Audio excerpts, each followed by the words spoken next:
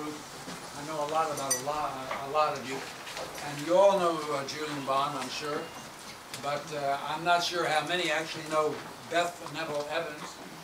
Have a show of hands? No, I'm here. There's one person. I really think Beth has had one of the greatest careers that I know of. It was a great loss to Julian's wardrobe and to mine. Beth Neville Evans turned her purview from us to the world. Although it was very good for the world. I'm sure that I won't try to go into the details of what she has done in Guatemala, but it's absolutely extraordinary. I give her carte blanche to say whatever she'd like about that experience. And to think that she moved from the intellectual hub of the universe, Charlottesville, Virginia, to the mountains of Guatemala, where people had to walk, am I exaggerating, 10 miles just to get the water each day. And the difference that she has made in their lives has been absolutely extraordinary. I've seen some of the accounts. And it's a little kind of generational reprise here. Beth's parents were missionaries. Beth started out and married her husband John, who was an artist. And I think somehow the genes kicked in. And, anyway, Beth Neville. My great-grandfather was a missionary, my grandfather. So there is something, I think, about that wandering. I don't think, don't claim God, but I have the wandering fever. So I think I wanted to go, I wanted to do something, and I was looking. And while one of my last years of sewing, Jane Matthews, who's here, was my apprentice, and her brother is Dave Matthews, and he, a few years later, formed a foundation called the Horton Foundation, and I was asked to be on the board. And through that connection, I heard about a young man named Sebastian who had an AV malformation, a big growth of large blood vessels on the side of his head. And he was from San Mateo Ixtatán in the mountains of Guatemala. They couldn't fix him in Guatemala, and I thought, well, maybe with a little bit of money we could give an organization there some money, they could fix him in Costa Rica. So I flew down to meet him. He had the doctor, and I got there, and about half an hour later, after meeting him, the doctor came in and said, this is just hopeless. He's going to die. There's nothing we can do. And it was just like, whoa. It was heartbreaking for me to see this man and think that, you know, there's nothing.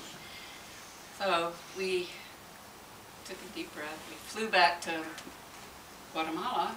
On my way home, I had a few days to spend there. And I said to Manuel, who was kind of taking care of him, I'd like to go see where he lives, you know.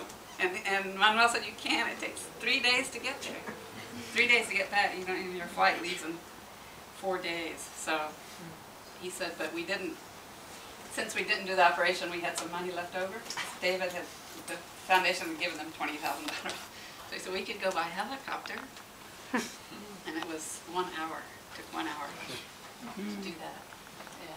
So we went to San Mateo Ixtatán, which is these 1,000-year-old ruins. And if you talk to any of these people that have been to San Mateo, they can tell you how spectacular that is to land right there in your helicopter, and you're with this man you think he's going to die, and there's a million beautiful Mayan kids swarming around because, you know, they see the helicopter, and there's a storm coming, and you have to leave. You're only there for 5 minutes, and you're just, I mean, I cried for about 6 months after that, but I did decide in that 5 minutes that I would try to figure out how I could come back and find some work that would bring me back to San Mateo. And I thought it would be, you know, making suits or something like that. I was beating something with my hands because that's what I do well, and just never worked out. But I came back and talked to David Matthews and said that I had brought the MRI and the angiogram back, that I might try to find a doctor here. And he just, without skipping a beat, said, if you find a doctor, I'll pay for it. And so we actually ended up finding a doctor here in New York. And it's many operations, the last of which lasted 28 hours. And he got fixed. But one day he was sitting on his bed in his room at our house, and I don't know what we were talking about, but he mentioned, just as an aside, that they had never had a high school ever in San Mateo, Ixtatán, which is a town of 10,000. They can tell you it's very urban. There's a mayor, there's medical services, such as they are, and then around it are surrounding like 70 villages, so it's 30,000 people with no high school. And I said, well, maybe would you think they would like one? And he said, maybe. And he called down to one of the 8 phones that were in San Mateo at the time. And then 2 weeks later, I got this petition, very official, from the mayor. Have you all ever seen it? No. Signed by the mayor, signed by the priest, signed by 20 people. And some of the signatures were just thumbprints. And so that was 2000. That was about 10 years ago. And so I formed the nonprofit in January of 2001, and we took our first official trip in March. And school opened its doors in 2005. In November, I'm going down to the 4th graduation. We have kids. We have a kid in medical school. Thanks to Fernando, we have 2 kids in Mexico studying. We have kids in Guatemala City studying, and I'd like to bring some to this country. There's a scholarship fund for kids that want to go to college, and now we have about 160 students from 7th through 12th grades, and the change, I mean, the change is really pretty palpable. A lot of things would have changed anyway, but the education, because money is coming into the community, lots of people are in the States sending money home, but the education is really, really key to a positive, sustainable development and creation of a sort of viable future for the organization. They have to be educated. And so I feel like we've had a lot of successes, and thanks to lots of people here. So we're in the middle of a 1-month campaign to try to raise about half of our budget for next year. Our budget really is around $225,000. With that money, we run a whole school for 160 kids. We pay salaries for an organization, the community sort of school. It acts as the school board. Everything is managed down there. All I really do, or the Ixtatán, the American arm of the organization, is all we really do is raise money and try to. I do like to find human resources here as well. So it's money. I mean, money goes a long way. But I think Julian's going to say a little bit about money. Thanks again to the Wolves for opening their home to all of us, and thanks to all of you for coming. This very much appreciated. You've heard the story how Beth Neville became involved in this, and I want to tell you how Pam and I became involved in this.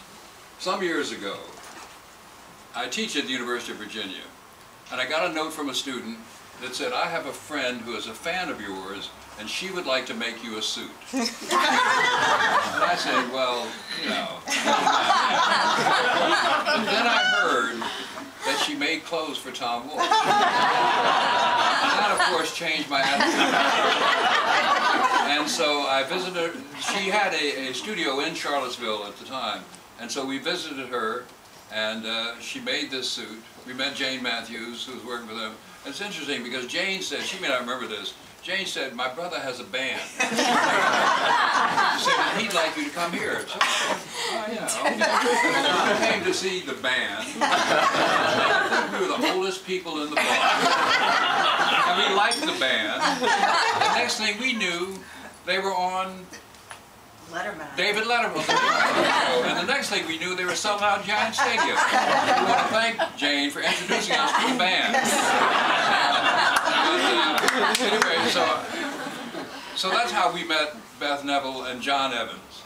Her husband John is a painter of some renown, and if any of you were able to open the link to the Charlottesville newspaper story about her, you may have seen a quotation from me that described them as the most Christian people I know.